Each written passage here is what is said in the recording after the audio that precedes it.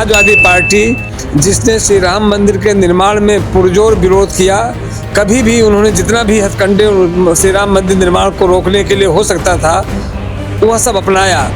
चाहे श्री मुलायम सिंह यादव जी का शासनकाल रहा हो, चाहे श्री अखिलेश यादव जी का शासनकाल रहा हो, पुरजोर प्रयास किया कि कैसे भी राम मंदिर न बने। हर विषय पर हम चर्चा करने के लिए तैयार हैं, आप चर्चा में भाग लीजिए। लेकिन चूंकि उनके पास कोई मुद्दा नहीं था, वह अखबार की सुर्खियों में स्थान पाने के लिए इस प्रकार से सदन को बाधित किए हैं। बड़ी हंसी लगती है हम लोगों को कि जिस दल का एक नारा ही पीडीए है, यानी पिछड़ा दलित और अल्पसंख्यक, बाइलाज लिख रखा है कि पीडीए ही मेरा सब कुछ है।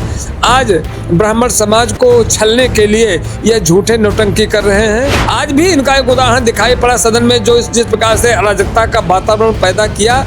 हम लोग कल्पना कर सकते हैं कि अगर कदाचित ये दुर्भाग्य से सत्ता में आ जाएंगे तो इनके अराजकता का नंगा नाच पूरा प्रदेश देखेगा। जैसे हमारे ध्यान में था कि हमारा मथुरा का विद्युत केंद्र बहुत पहले स्वीकृत हो चुका है, वह अगर बन जाए तो क्षेत्र में विद्युत आपूर्ति की व्यवस्था सुनिश्चित हो जाएगी। हमारा क्षेत्र पहाड़ी नालों से घिरा हुआ क्षेत्र है, बहुत सारे नालों की सिल्ट सफाई का, उसके तटबंध के निर्माण का विषय था, उसको भी मैं सदन में उठाने का संकल्प लेकर के आया था। एक बेला घाट का पुल था, बहुत महत्वपूर्ण पुल है, जिसमें बलरामपुर विधानसभा और तुलसीपुर विधानसभा दोनों के क्षेत्र की जनता का आवागमन होता है। मैंने मुख्यमंत्री से पूर्व में भी अनुरोध किया था। जैसे हमारे रोजगार सेवक हैं, हमारे स्वयं सहायता समूह हैं, हमारी आशा बहनें हैं, ऐसे बहुत सारे हमारे जो छोटे छोटे कर्मचारी थे समाज के, उनकी भी बहुत सारी समस्याएं थी, उनको भी सदन में उठाने का हम लोग की मंशा थी, लेकिन उस पर पानी फेर दिया सपाइयों ने। यूपी विधानसभा के मानसून सत्र का आज तीसरा दिन था और ये जो सत्र था वो हंगामेदार रहा, जिसको देखते हुए पूरे सत्र को अनिश्चितकालीन के लिए स्थगित कर दिया गया है। हमारे साथ ज़्यादा बातचीत करने के लिए तुलसीपुर के विधायक कैलाश नाथ शुक्ला जी हैं, बातचीत कर लेते हैं। विधायक जी, सदन तो स्थगित हो गया, अब आप लोग अपने जो तुलसीपुर के मुद्दे हैं वो कैसे उठाएंगे? निश्चित रूप से ये बड़ा दुर्भाग्यपूर्ण और दुखद पहलू है कि इस मानसून सत्र में एक अच्छा अवसर हम लोग को मिला था कि इस सत्र में हम लोग अपने क्षेत्र की बहुत सारी समस्याओं को उठाते और जिनका समाधान भी होता। लेकिन बड़ा शर्मनाक और दुर्भाग्यपूर्ण पक्ष ये है कि समाजवादी पार्टी जिसने श्री राम मंदिर के निर्माण में पुरजोर विरोध किया, कभी भी उन्होंने जितना भी हथकंडे श्री राम मंदिर निर्माण को रोकने के लिए हो सकता था वह सब अपनाया। चाहे श्री मुलायम सिंह यादव जी का शासनकाल रहा हो, चाहे श्री अखिलेश यादव जी का शासनकाल रहा हो, पुरजोर प्रयास किया कि कैसे भी राम मंदिर न बने। अब एक ऐसी घटना हो गई जिससे भारतीय जनता पार्टी का कुछ लेना देना नहीं, संघ परिवार का कुछ लेना देना नहीं, कुछ कर्मचारियों की चूक या उनकी गलती के आड़ में कल जिस प्रकार से विधानसभा को बाधित करने का प्रयास किया और जिस प्रकार से स्तरहीन विरोध किया, उसकी जितनी निंदा की जाए कम है।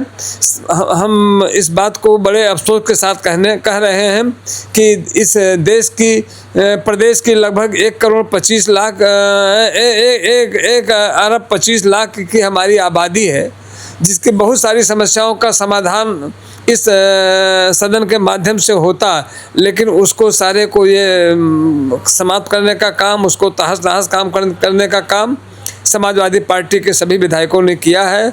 और जिस प्रकार का निंदनीय आचरण किया है सदन में, उसका इतिहास में कभी दोबारा इस प्रकार की घटना मिलना कठिन है। समाजवादी पार्टी के विधायक कहते हैं कि सरकार चर्चा कराना नहीं चाह रही है। भाई, हम लोग चंदा चोरी को लेकर आवाज़ उठा रहे हैं तो सरकार जवाब देना नहीं चाह रही है, पेपर लीक को लेकर आवाज़ उठा रहे हैं तो सरकार जवाब देना नहीं चाह रही है। देखिए, चंदा चोरी का जहाँ तक सवाल है, उसमें भी जो नियमता कानूनी कार्रवाई होना चाहिए वह किया गया। कोई भी दोषी बख्शा नहीं जाएगा, एक बात। दूसरी बात, जो इसका दूसरा जो वहाँ नीट वाला विषय है, उस विषय में भी जो हमारा युवा वर्ग आहत था, उसकी जो समस्याएं थी उसका भी पूरा समाधान किया गया है। हमारे केंद्र सरकार ने पुनः नीट की परीक्षा कराई है। जो दोषी थे उनको किसी को सेवा से बर्खास्त किया, किसी को जेल भेजा। और इतना ही नहीं तो नैतिक रूप से हमारे तत्कालीन शिक्षा मंत्री ने उसको स्वीकार करते हुए अपने पद से इस्तीफा भी दे दिया। सदन में भी माननीय संसदीय कार्य मंत्री जी ने कहा कि हर विषय पर हम चर्चा करने के लिए तैयार हैं, आप चर्चा में भाग लीजिए। लेकिन चूंकि उनके पास कोई मुद्दा नहीं था, वह अखबार की सुर्खियों में स्थान पाने के लिए इस प्रकार से सदन को बाधित किए हैं। आज अखिलेश यादव ब्राह्मण महासभा कर रहे थे। उन्होंने कहा है कि ये सरकार पेपर लीक करवाती है। बड़ी हंसी लगती है हम लोगों को कि जिस दल का एक नारा ही पीडीए है, यानी पिछड़ा, दलित और अल्पसंख्यक, ठीक है, वो ठीक है, हम लोग कभी जातिवाद की राजनीति नहीं करते हैं। पिछड़े भी मेरे हैं, दलित भी मेरे हैं, अल्पसंख्यक के प्रति भी हमारी पार्टी, हमारी सरकार का कोई दुर्भावना या दुराग्रह नहीं रहता है। लेकिन उन्होंने तो स्पष्ट अपना बाइलाज लिख रखा है कि पीडीए ही मेरा सब कुछ है। आज ब्राह्मण समाज को छलने के लिए यह झूठे नौटंकी कर रहे हैं कि मैं ब्राह्मण सम्मेलन करने जा रहा हूं।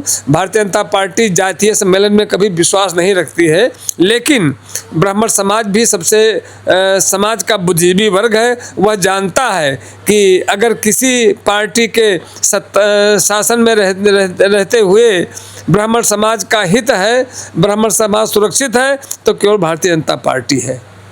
तमाम सारे जो समाजवादी पार्टी के विधायक हैं वो चौधरी चरण सिंह की प्रतिमा के नीचे आलू की माला पहने थे, प्याज की माला पहने थे। कह रहे थे किसानों को ये सरकार लाभ नहीं दे पा रही है। आप बताइए, कुछ लाभ आप मिल रहा है कि नहीं मिल रहा है? अब बताइए कितनी ओछी हरकत है।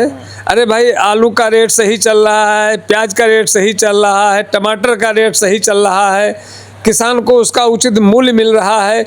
इनको भी सत्ता में रहने का मौका मिला था। आज भारतीय जनता पार्टी की सरकार में किसान सम्मान निधि के माध्यम से हर चौथे महीना 2000 रुपया हमारे किसान भाई को मिलता है। तो उसकी जो छोटी मोटी समस्याएं हैं उसका समाधान, कहीं खाद की आवश्यकता है, कहीं सिंचाई की आवश्यकता है, कहीं उर्वरक की आवश्यकता है, उस सबका समाधान किसान का हो रहा है। तो कहीं भारतीय जनता पार्टी चाहे किसान हो, चाहे महिला हो, युवा हो, सबके हित के लिए दृढ़ संकल्पित है। उसमें कहीं कोई कमी नहीं है। खाली ये इनका जो नंगा नाच, इनके सरकार का नंगा नाच, आज भी इनका एक उदाहरण दिखाई पड़ा सदन में, जो जिस प्रकार से अराजकता का वातावरण पैदा किया। हम लोग कल्पना कर सकते हैं कि अगर कदाचित ये दुर्भाग्य से सत्ता में आ जाएंगे तो इनके अराजकता का नंगा नाच पूरा प्रदेश देखेगा।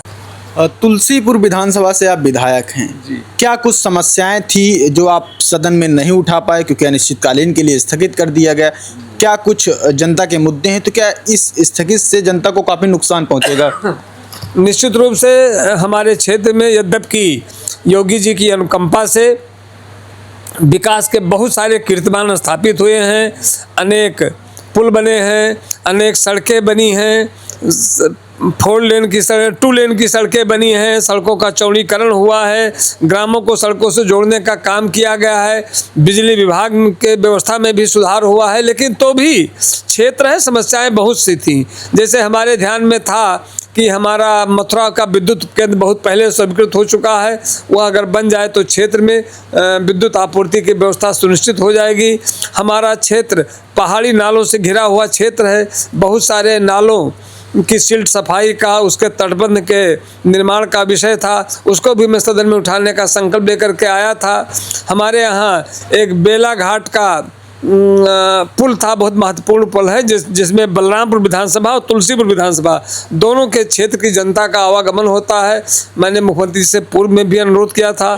हम लोग की मंशा थी कि वह विषय भी सदन में रखा जाएगा, लेकिन दुखद और दुर्भाग्य ये है। और जो छोटे छोटे हमारे कर्मचारी हैं, एक और विषय हम लोग लेकर के आए थे, जैसे हमारे रोजगार सेवक हैं, हमारे स्वयं सहायता समूह हैं, हमारी आशा बहनें हैं, ऐसे बहुत सारे हमारे जो छोटे छोटे कर्मचारी थे समाज के, उनकी भी बहुत सारी समस्याएं थीं। उनको भी सदन में उठाने का हम लोग की मंशा थी, लेकिन उस पर पानी फेर दिया सपाइयों ने। ठीक है, बहुत बहुत शुक्रिया।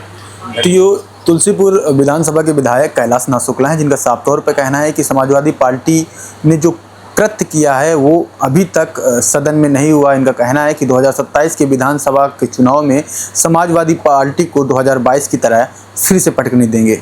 लखनऊ से सद्भावना आवाज़ के लिए विनोद साहू के साथ आयुष अवस्थी।